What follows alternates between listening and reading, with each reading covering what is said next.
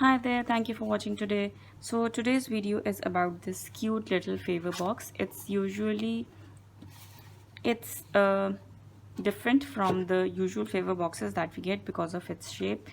It is hexagonal. It is hexagonal in shape but with a little bit of twist, and you can put in good stuff because it is spacious. It has a ribbon or twine closure at the top, and over here you can see that there's a lot of space for you to put goodies, candies, chocolates. Even some stationery would fit easily inside. So let me show you how to make it. Okay, so for this box you're going to need a paper that is 11.5 by 8 inches, and on the 11.5 inches side you're going to score at 1 inch, 2 inch, 5.5, 6.5, 7.5, and 11. Okay, then rotate it either way up, but what I prefer is that this half-inch tab is at the bottom. So at the short side you're going to score at 1 inch and then at 7 inches. Okay, so that's all the scoring that we need to do.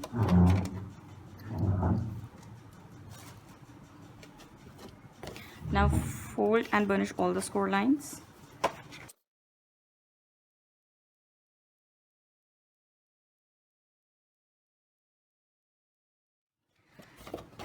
Once you have burnished all your score lines, what you're going to do is that you're going to cut up all these score lines up to the first score line. Okay, and these two rectangles on these two ends will be all taken off. I'm just going to cut off it at an angle so that when we fold it, it doesn't bulk up.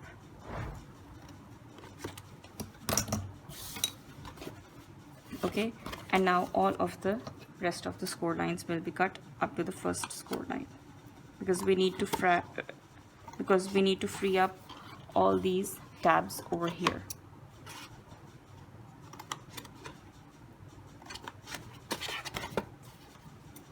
Same will be done on the other side as well.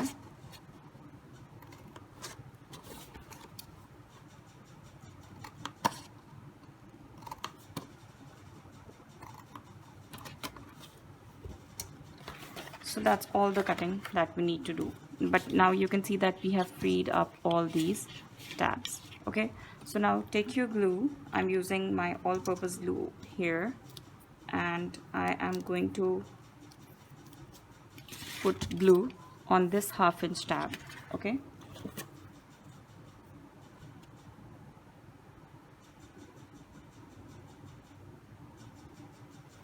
and then I'm going to put it down like this, and you're going to bring this flap up and fold it over like this.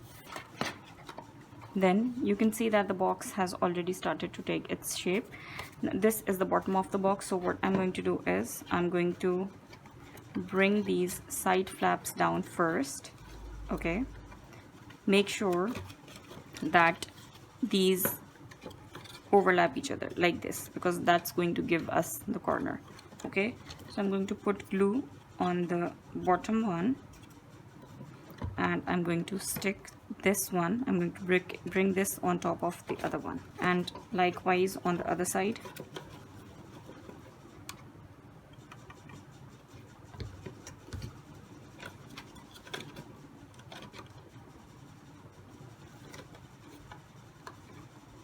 Now you're going to bring this flap down and put glue right along the edge of it, and then you can also put a little bit of glue over here so that it sticks to this as well. Okay, so I'm going to bring this down and then make sure that they are overlapping each other properly. Okay, so basically we want this hexagonal shape. So make sure you just put it down, and with your ruler just give it a good press from the inside.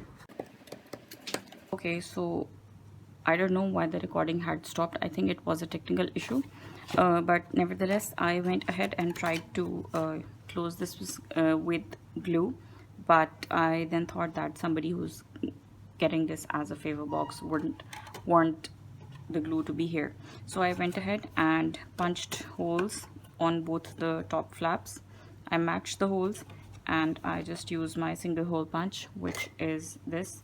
So I punched the holes, and now I'm going to feed this thick twine through it. What you're going to do is you're going to cut yourself a length of any ribbon or twine that you're going to use. I'm using the thick jute twine over here, and I'm going to feed through both the holes of the bottom flap from underside of it. Okay, and then I'm going to just bring everything over like this, and from the front top flap again going to pass this through the holes like this.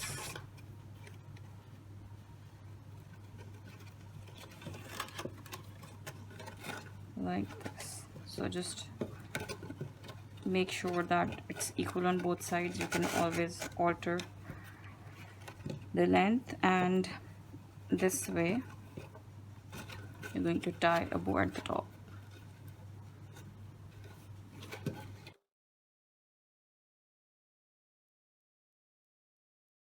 And here's your box that's ready. I always leave a longer length of the twine or ribbon that I use, because once the customer is going to receive it, they're obviously going to, you know, put stuff inside it, and they'll have to open it again and again and then close. So what happens is that the ends of the ribbon or twine get ruined, and they need to be cut off a little bit. So I don't want anybody to be short of the length, and I want them to have a perfect bow. So that's the reason. It's always better to have more than less of the ribbon on top. So this was the project for today. I hope that you have liked it, and please consider subscribing me if you haven't done already, and like the video and share the video. See you again. Bye.